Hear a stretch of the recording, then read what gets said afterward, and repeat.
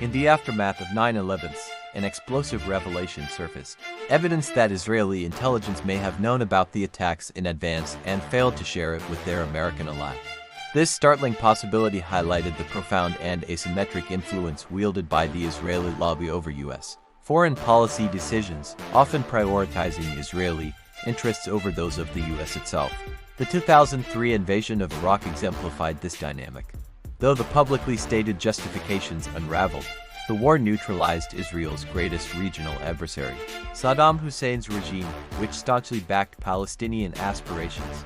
With Iraq's military dismantled and governing systems fractured, Israeli hardliners' vision of a greater Israel dominating the Middle East was empowered. Leaked documents exposed plans for forthcoming regime change in Syria and Iran, the other pillars obstructing Israeli hegemony. This pattern of U.S. subjugation to Israeli interests is not new, but rather reflects enduring structural dynamics. At its core is the prowess of an immensely influential pro-Israel diaspora, embedded within America's elite power centers, government, finance, media, and more. Through economic muscle, lobbying efforts, and ideological messaging, this formidable network has exacted billions in annual U.S. aid for Israeli interests while safeguarding the Israeli state from consequences that would normally rupture allied relations. From covering up Israeli attacks on U.S.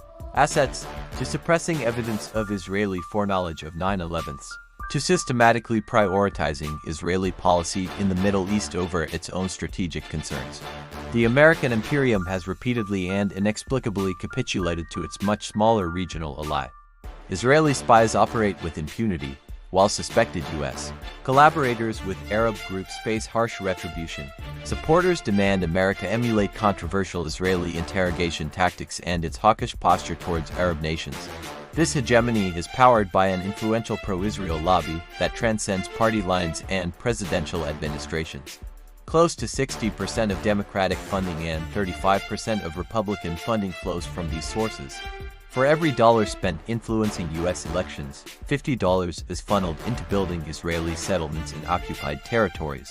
Through economic leverage, ideological messaging, and relentless accusations of anti-Semitism against any critical voices, this lobby forcefully constricts the boundaries of debate on U.S. policy in the Middle East. As the Israeli colony within America grows bolder, it transfers a paranoid and extremist worldview that enables a perpetual war footing.